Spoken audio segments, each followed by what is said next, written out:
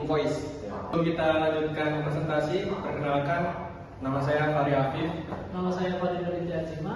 Nama saya Hidup Suprayoga. Nama saya Taufik Hidayat. Jadi latar belakang dan permasalahannya itu dalam dunia bisnis, proses pengelolaan invoice atau tagihan masih banyak yang dilakukan secara manual. Nah, hal ini menyebabkan beberapa kendala seperti waktu yang terbuang untuk membuat dan mencetak invoice secara manual. Terus risiko kesalahan input data pelanggan atau transaksi, kurangnya sistem pengarsipan dan histori transaksi yang rapi. Melihat kondisi tersebut, saya tertarik untuk membangun sebuah sistem web yang bisa membantu pelaku usaha mencatat data pelanggan dan transaksi secara digital. Oke, kita masuk ke tujuan proyek. Tujuan proyek dari aplikasi invoice system ini. Yang pertama yaitu fleksibilitas. Dapat digunakan oleh berbagai jenis usaha skala kecil hingga menengah. Yang kedua yaitu efisiensi, menghemat waktu dan tenaga dalam proses pembuatan pengiriman invoice. Dan yang ketiga yaitu adalah keamanan data. Hanya admin yang bisa dapat mengakses sistem dengan login tertentu. Oke, kita lanjut ke penjelasan fitur oleh Mas Fahri. Dari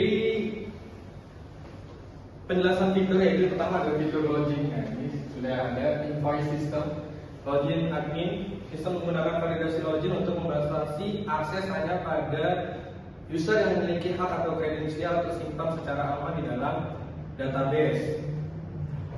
Juga ada manajemen data pelanggan. Data pelanggan juga ada. Nah, ini namanya OMI. Ya, lanjut next.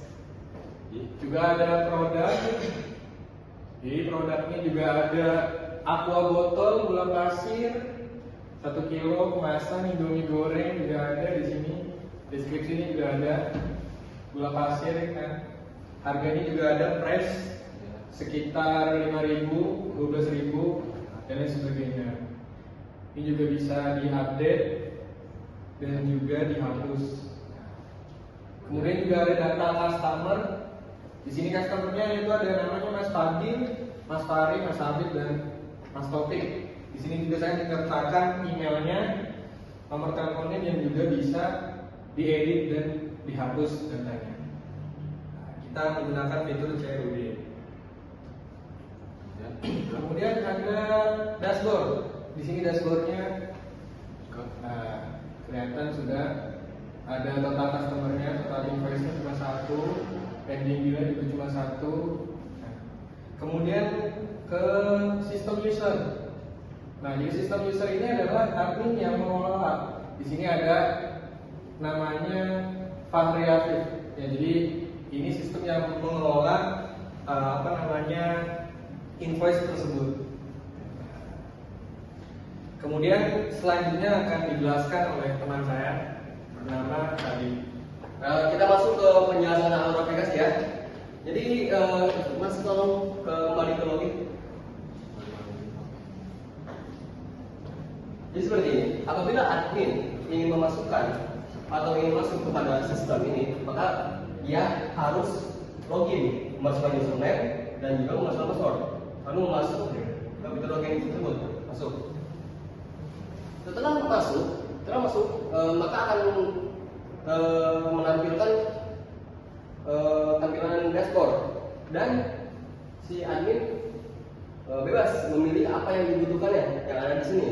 Contoh, jika admin ingin menambahkan pelanggan, maka bisa memasuki menu Add Customer.